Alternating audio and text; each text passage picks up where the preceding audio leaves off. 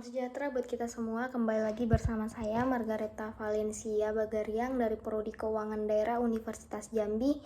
Kali ini saya akan membahas tentang Undang-Undang Nomor 36 Tahun 2008 tentang pajak penghasilan. Baiklah, langsung saja.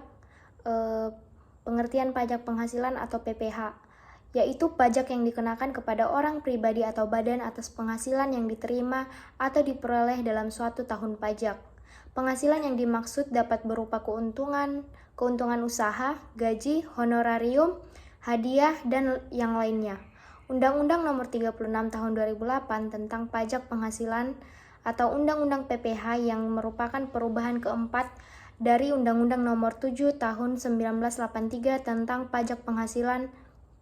Undang-Undang Nomor 36 Tahun 2008 ini disahkan pada tanggal 23 September 2008 dan mulai berlaku pada tanggal 1 Januari 2009. Baiklah, next. Ada terdapat 5 perubahan penting dalam peraturan pajak penghasilan yang tercantum dalam Undang-Undang Nomor 36 Tahun 2008, yaitu diantaranya 1. Perubahan penghasilan tidak kena pajak, 2.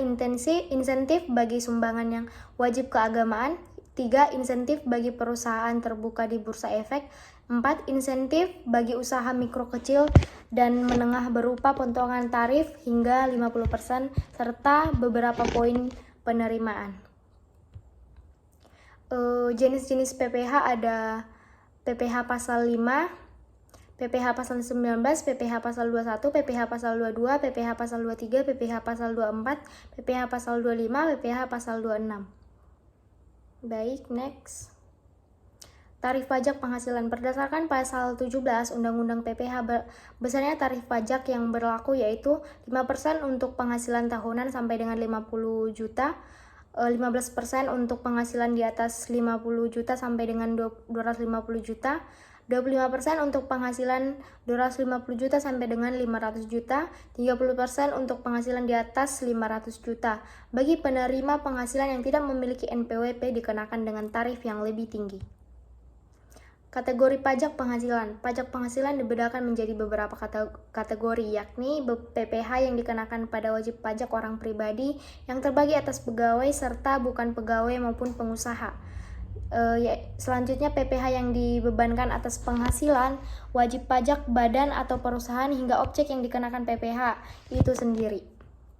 Next, objek pajak penghasilan dikelompokkan menjadi 2 kategori yang akan mengarah pada jenis-jenis PPH yang menjadi kewajiban pajak, yakni penghasilan sebagai objek pajak. Yang kedua, penghasilan yakni dikenakan PPH final. Penggantian atau imbalan berkenan dengan pekerjaan atau jasa yang diterima atau diperoleh. 2. Hadiah dari undian pekerjaan atau kegiatan penghargaan. 3. Laba usaha. 4. Keuntungan karena penjualan atau karena pengalihan harta. 5. Penerimaan kembali pembayaran pajak yang telah dibebankan sebagai biaya dan pembayaran tambahan pengembalian pajak. 6. Bunga termasuk premium, diskonto, dan imbalan karena jaminan pengembalian utang. Yang ketujuh, dividen dengan nama dan dalam bentuk apapun, termasuk dividen dari perusahaan asuransi kepada pemegang polis dan pembagian sisa hasil usaha koperasi.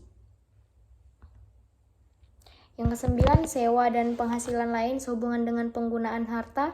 Yang ke-10, penerimaan atau perolehan pembayaran berkala. Yang ke-11, keuntungan karena pembebasan utang kecuali sampai dengan jumlah tertentu yang ditetapkan dengan peraturan pemerintah. Yang ke-12, keuntungan selisih kurs mata uang asing. Yang ke-13, selisih lebih karena penilaian kembali aktiva. 14, premi asuransi. 15, iuran yang diterima atau diperoleh perkumpulan dari anggotanya yang terjadi dari wajib pajak yang menjalankan usaha atau pekerjaan bebas. Yang ke-16, tambahan kekayaan neto yang berasal dari penghasilan yang belum dikenakan pajak. 17, penghasilan dari usaha berbasis industri. Yang ke-18, imbalan bunga sebagaimana dimaksud dalam undang-undang yang mengatur mengenai ketentuan umum dan tata cara. Selanjutnya itu penghasilan yang dapat dikenakan pajak penghasilan bersifat final. Selanjutnya, penghasilan yang dapat dikenakan pajak penghasilan bersifat final. Yang pertama yaitu penghasilan berupa deposit dan tabungan lainnya, bunga obligasi dan surat utang negara, dan bunga simpanan yang dibayarkan oleh koperasi kepada anggota koperasi orang pribadi. Yang kedua, penghasilan berupa hadiah undian. Yang ketiga, penghasilan dari transaksi saham dan sekuritas lainnya. Transaksi dari industri yang diperdagangkan di bursa, dan transaksi dari penjualan saham atau pengalihan penyertaan modal pada perusahaan pasangannya yang diterima oleh perusahaan modal Ventura. Yang keempat, penghasilan dari transaksi pengalihan harta berupa tanah dan atau bangunan, usaha jasa konstruksi, usaha real estate, dan persewaan tanah dan atau bangunan. Yang kelima, penghasilan tertentu lainnya yang diatur dengan berdasarkan peraturan pemerintah. Next, yaitu subjek pajak penghasilan, yaitu orang atau pihak yang bertanggung jawab atas pajak penghasilan diterima atau diperoleh dalam tahun pajak maupun bagian tahun pajak.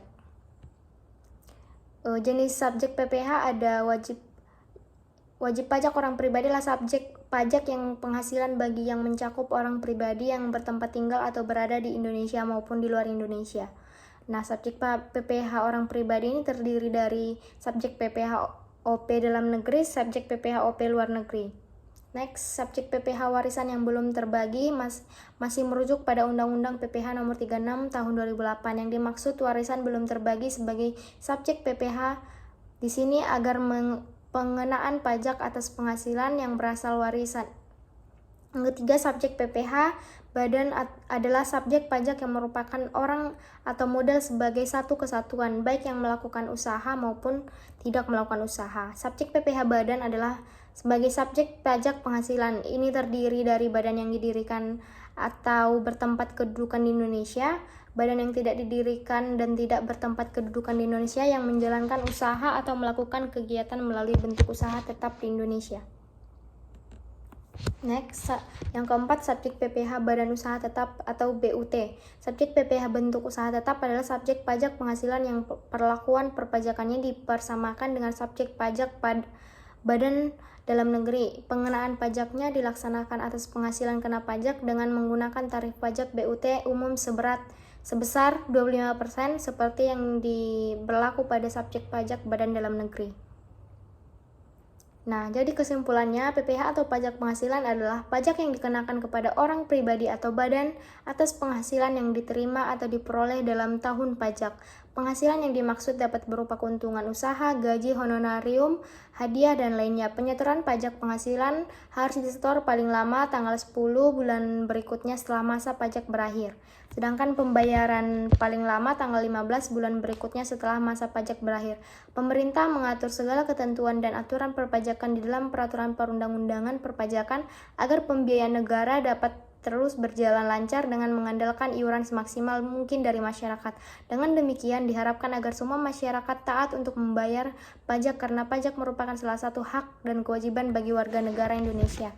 Dengan masyarakat membayar pajak tepat waktu dan taat berpengaruh pada penerimaan negara dan akan berdampak pada kesejahteraan masyarakat di Indonesia. Pembangunan juga berjalan dengan lancar dan berbagai fasilitas umum akan disediakan sehingga masyarakat merasakan manfaat membayar pajak. Nah, sekian hasil presentasi saya dari paparan materi yang saya berikan. Jika ada kesalahan dan kekurangan, tolong diperbaiki dan saya minta maaf. Saya akhiri. Salam sejahtera buat kita semua.